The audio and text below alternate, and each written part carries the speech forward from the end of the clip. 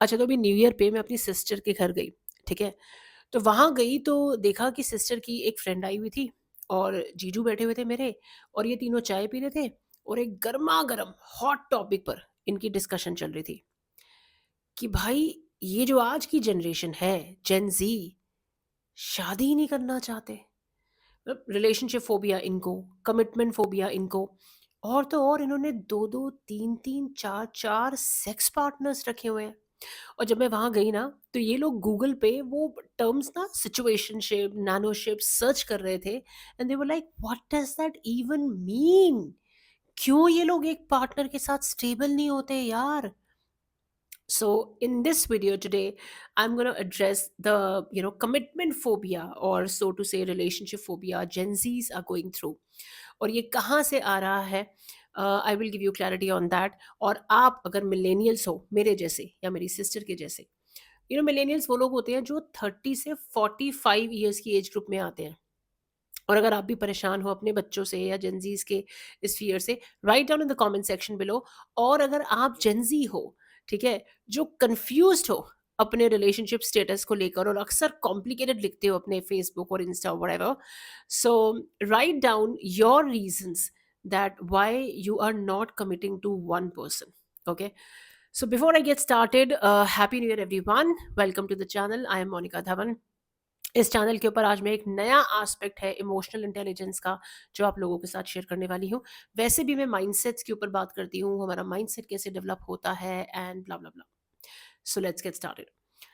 Alright, अब देखो क्या होता है कि हमारा जो ये पैटर्न है ना, कि हम जब बड़े होंगे, जैसे जेंजीज की अगर मैं बात करूँ, कि जब वो 20s में आएंगे, पहले रिलेशनशिप में आएंगे, रोमांटिक लाइफ में वो कैसे बिहेव करेंगे, इसकी जो नींव है ना, वो बहुत पहले रखी जाती है।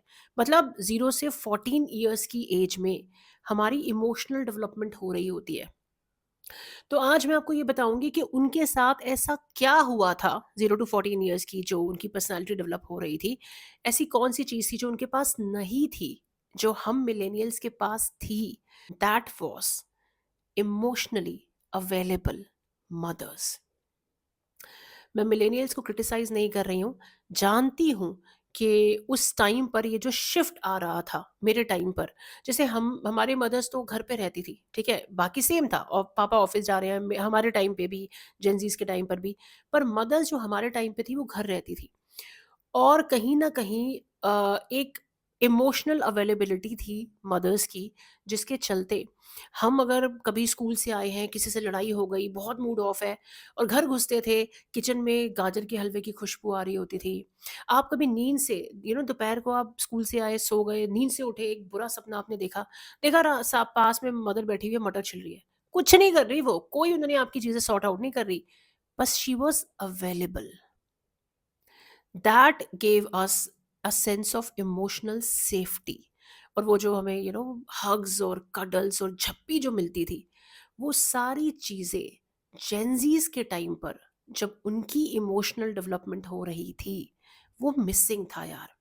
मतलब उनके रूटीन्स को देखने के लिए नैनीज थी, एजुकेशन को देखने के लिए स्कूल था, पर जेंजीज के इमोशंस को समझने के लिए, देखने के लिए, परखने के लिए कोई नहीं था। For sure, they had expensive toys, they had, international holidays, but their emotions, got unaddressed. और ये जो जर्नी थी, जो ट्रांजिशन आया था हमारे टाइम पे, जहाँ मिलेनियल्स पे मदर्स ने जो था, एक तरह से ना औरतों ने डिसाइड किया था कि भाई हम घर नहीं बैठेंगे, हमें भी अपना करियर चाहिए, हमें भी अपनी इंडिविजुअलिटी चाहिए, and we want to step out, and हम बराबर है लड़कों के। और ये सारे जो शिफ्ट्स आ रहे थे, they were really positive, they were important in the field of women empowerment, in the field of gender equality, बहुत ज़रूरी था। लेकिन कहीं न कहीं इसकी वजह से जो है, मदर्स हालाँकि बहुत गिल्टी फ़ील करती थी, जब वो ऑफ़िस जाती थी, उनका पूरा ध्यान बच्चे पर ही होता था, कि मेरे बच्चे ने खाना खाया, नहीं खाया, नैनी उसको ठीक से देख रही है, नहीं देख रही है। दादी के पास है, तो भी उनको ऐसा लगता था कि यार मेरा बच्चा इस टाइम पे क्या कर रहा होगा? वो सारा उन सब चीज़ों से वो गुज़र रहे थे। बट क्योंकि वो कहीं न कहीं अनअवेलेबिलिटी हुई मदर्स की, जिसके चलते उनके जो इमोशंस थे, दे गॉट अनचेक्ड। सो ये एक बहुत बड़ा रीज़न था। पर मैं आपको ये भी बताऊँ कि किसी भी जनरेशन में चाहे मदर वर्किंग हो या घर पे हो, स्टे एट होम हो, मदर का खुद इमोशनली हेल्दी होना फार मोर इम्पोर्टेंट होता है उनके सारा दिन घर में प्रेजेंट होने से, ठीक है? बट ये एक one of the strongest reasons है जो जनरेशन जी की प्रॉब्लम रही है। बट डज दैट मीन कि they will always stay like this? इसको रिकवर नहीं किया जा सकता? कमिटमेंट फोबिया को हम ओवरकम नहीं कर सकते? Nothing like this. There are ways to overcome, and how do you master your emotions, how do you overcome those emotional hurts or that absence of emotional parent in the childhood. This is something which I teach in my sessions and in my group sessions also.